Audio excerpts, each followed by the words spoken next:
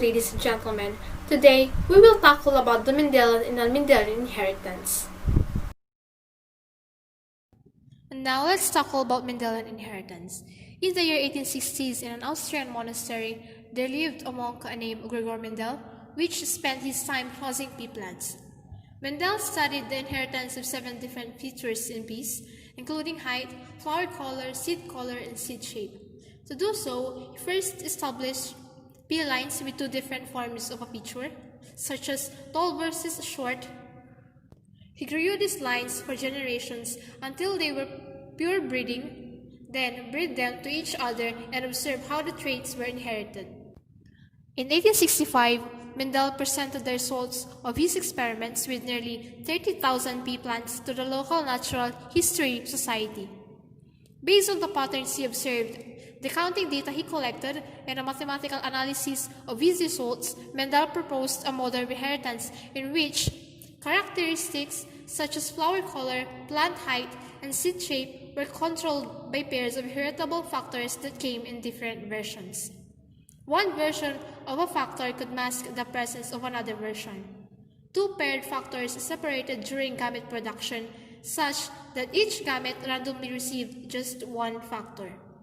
The factors controlling different characteristics were inherited independently of one another. By carefully analyzing his pea plants' numbers, he discovered 3 laws of inheritance. Mendel's laws are as follows: the law of dominance, the law of segregation, and the law of independence. According to the law of dominance, in a cross of parents that are pure for contrasting traits, only one form of the trait will appear in the next generation. Offspring that are hybrid for a trait will only have the dominant trait in the phenotype. While Mendel was crossing his pea plants, he noticed something interesting. When he crossed pure tall plants with pure short plants, all the new pea plants were tall. Similarly, crossing pure yellow-seeded pea plants and pure green-seeded pea plants produced an F1 generation of all yellow-seeded pea plants. Now, in our modern wisdom, we use allele or gene instead of what Mendel called factors. There is a gene in the DNA of pea plants that controls plant height. One form of the gene codes for tall, and on the other allele for plant height codes for short. So in here we have the p-square, where this helps us illustrate the crosses Mendel did and will assist us in figuring out a multitude of genetics problems. And in Mendel's second law, the law of segregation. According to this law, only one of the 2 gene copies present in an organism is distributed to each gamete that it makes, and the location of the gene copies is random.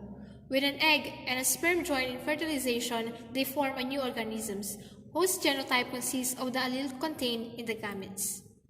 Mendel also came up with a way to figure out whether an organism with a dominant phenotype was heterozygote or homozygote.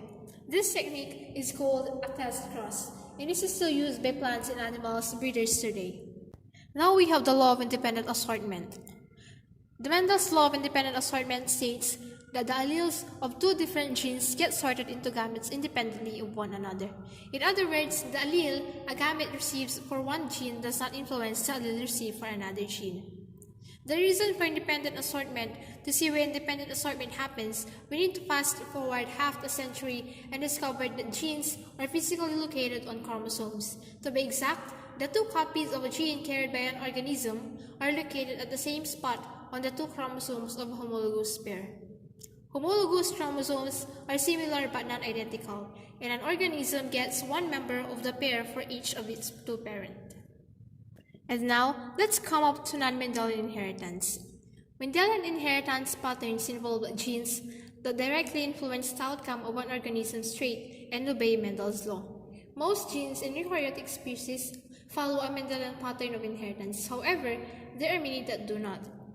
Non-Mendelian inheritance is a general term that refers to any pattern of inheritance in which traits do not segregate in accordance with Mendel's law.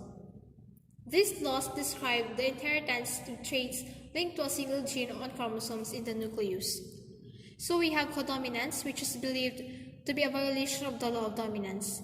When the allele of a particular trait are codominant, they are both expressed equally rather than a dominant allele taking complete control over a recessive allele.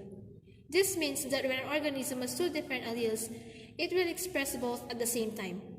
Example of this is the speckled flower, where the plant breeder has bred two different colors of flower together, resulting in a speckled hybrid that has patches of color from both parents.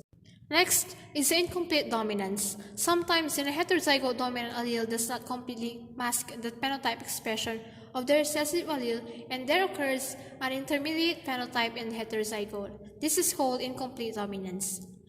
With the dominant allele, both traits are expressed at the same time. With incomplete dominance, the same thing occurs, but the traits are blended together rather than occurring in discrete patches.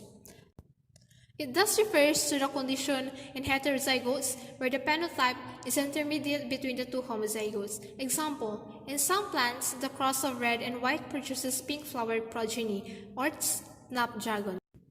While in polygenic inheritance, some traits are controlled by many genes such as height, IQ, skin color, eye color, etc. Polygenic inheritance occurs when one characteristic is controlled by two or more genes. Often, the genes are large in quantity but small in effect. In multiple alleles, Mendel studied just two alleles of his pea plants, but rare populations often have multiple alleles of a given. In pleiotropy, some genes affect many different characteristics, not just a single characteristic. An example of this is Marfan syndrome, which results in several symptoms. These symptoms, although not seen to be directly related, can be traced back to the mutation of a single gene. Gene linkage says that each chromosome contains more than one gene. If the genes are situated in the same chromosomes and are fairly close to each other, they tend to be inherited together. This type of coexistence of two or more genes in the same chromosomes is known as linkage. For example, some combinations of wing shape and body color are inherited together. Fruit flies that have brown bodies are more likely to have normal wings, while fruit flies that have black bodies are more likely to have vestigial wings. Extranuclear inheritance. Though the genes of nuclear chromosomes have a significant and key role in the inheritance of almost all traits from generations to generations, they altogether cannot be considered as the sole vehicles of inheritance. Certain experimental evidences suggest the occurrence of certain extranuclear genes or DNA molecules in cytoplasm of many prokaryotic and eukaryotic cells. For example, mitochondria and chloroplasts have their own DNA and reproduce on their own inside each cell. Mitochondrial DNA is passed down from a mother to her offspring because the mitochondria in sperm cells don't make it into the egg. Thus, the entire mitochondrial DNA in the offspring, whether male or female, originally comes from the female parent only. For today, this is Ellie Casaplan, Bachelor of Secondary Education. Thank you for watching.